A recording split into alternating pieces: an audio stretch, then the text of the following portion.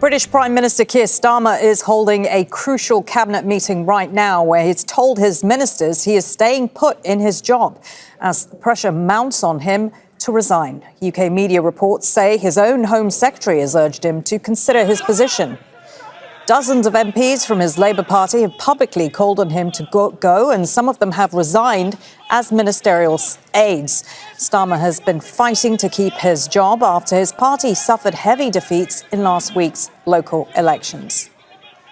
Let's cross now to our correspondent Francis Reid, who joins us live from London on the phone. Francis, you're outside Downing Street for us. The UK Prime Minister Starmer telling Cabinet just in the last few moments he is staying put. But it's not as easy as that, is it?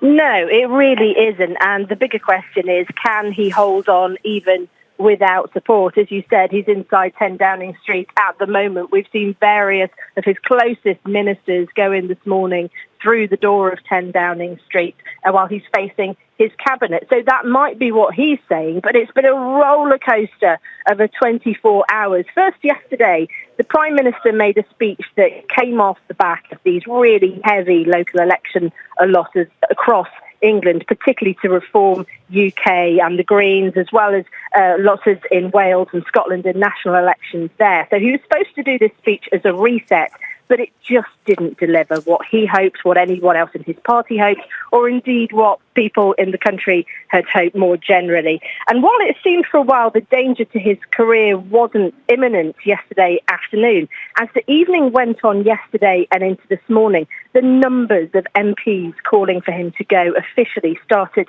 ticking up. There's more than 70 at the moment. One minister has now resigned. The Communities Minister has now resigned. So this now feels like a real moment of peril. It feels like it's slipping away from Keir Starmer. He's becoming the story, and it's very difficult to see how he does hold on despite his protestations. As you say, his party is divided on this. Could we realistically see a resignation today?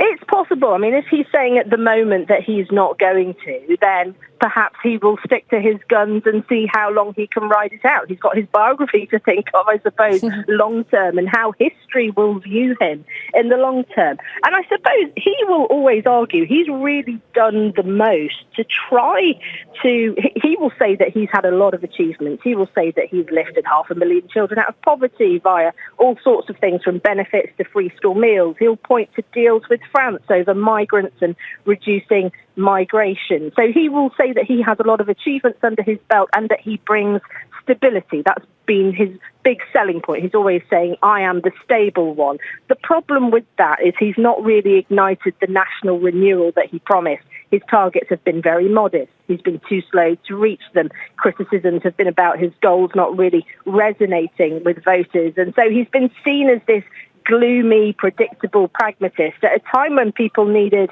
a bit more charisma. He's also made huge mistakes as well, huge errors, like the appointment of Peter Mandelson as US ambassador, with those links to the late disgraced financier Jeffrey Epstein. So that in itself looked like it could unseat Keir Starmer at one point. And then on the foreign stage as well, just not quite getting it right in his personal relationship with Donald Trump. He had to rely on the King ultimately to strengthen the UK relationship with the US in recent royal trip. So there are a lot of criticisms there, and it will be what those closest that we can see right now at 10 Downing Street, as I can see it right now.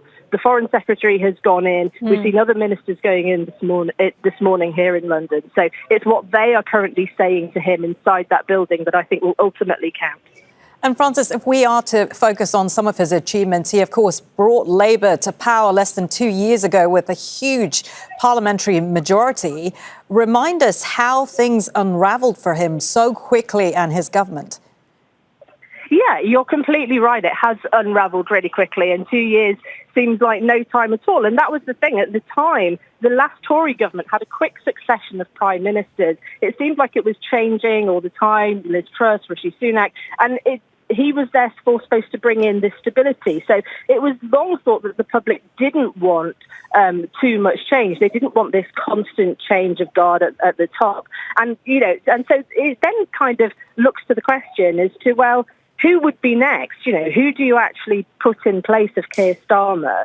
And possibly the reason Starmer has lasted so long is there isn't this kind of one perfect solution. There are some people whose names are bandied around. So Andy Burnham, who pulled out of a speech in London today, he's regularly tipped to be the kind of favourite possible candidate to replace Keir Starmer. But there's this perpetual question. How does he get back into government when he's not actually a current sitting MP? So Andy Burnham would do very well with a delayed departure of Starmer. The best chance that many people think is the current Health Secretary, Wes Streeting, because he would be able to get in very quick. That would be a much faster turnaround. He's been seen as more charismatic and personable. The rumours around him won't stop. And then Angela Rayner as well, the former deputy Labour leader. Her name has been in the picture as well. But none of them are perfect options, which is possibly why Keir Starmer has so far lived to see another day. Very interesting, Francis. You'll be keeping across all the developments for us. Francis Reid there for us in London.